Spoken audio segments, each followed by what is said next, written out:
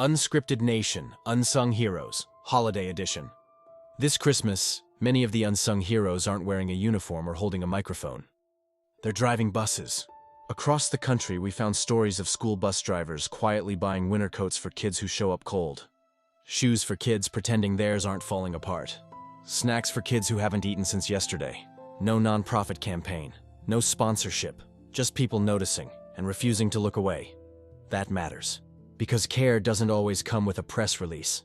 Sometimes it comes with a receipt and a quiet decision to help. We also want to pause and acknowledge public service workers who stepped up in a different way this season.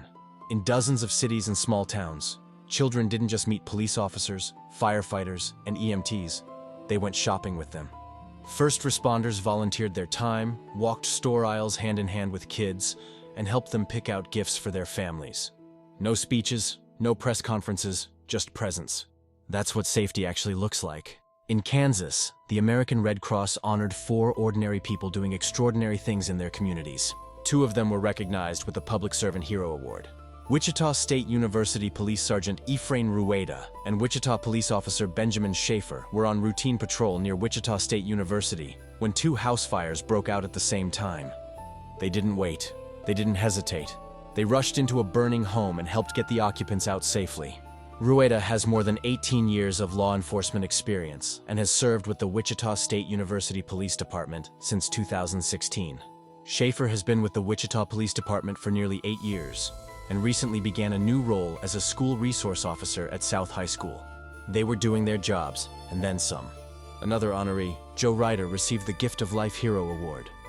Joe was a dedicated blood donor who gave more than 95 units of blood before being diagnosed with cancer and becoming ineligible to donate. During treatment, she received platelet transfusions herself, and instead of retreating inward, she turned outward.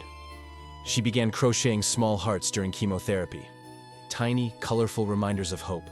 She shared them with blood donors, doctors, lab technicians, and anyone who needed a moment of light. Even when she couldn't give blood anymore, she found a way to give. The Call to Action Hero Award went to Carrie Hurd, a mail carrier who saw something wrong and acted. While finishing her route, Carrie noticed a car pulled over on the side of the road. Inside was a driver who wasn't breathing. There was also a child in the car. Carrie performed CPR until emergency services arrived, saving a life. Her actions earned her the Postmaster General Hero Award, one of the highest honors a U.S. Postal Service employee can receive. She didn't plan to be a hero that day. She just refused to drive past. And finally, a story from Patch and T-Mobile's salute to back-to-school heroes. This nomination came from Susan Williams, who nominated Bob Swierczek of Littlebrook Elementary. Bob is a crossing guard, keeping children safe every day. He's also a beloved GrandPal volunteer, a familiar face, a steady presence, and for many kids, a stand-in grandfather. Several of his own grandchildren attend the school, but Bob shows up for all of them, sharing stories, offering comfort, greeting families with a smile. Beyond the school, Bob volunteers with the local fire department, proving his care for the community doesn't end at the crosswalk. Kind, funny, reliable, Bob embodies what it means to quietly hold a town together. These stories don't make headlines every night, but they're real, they're happening, and they're worth noticing. This Christmas, unsung heroes didn't ask for attention, but they deserve our gratitude. Sometimes hope doesn't arrive loudly. Sometimes it just shows up and stays.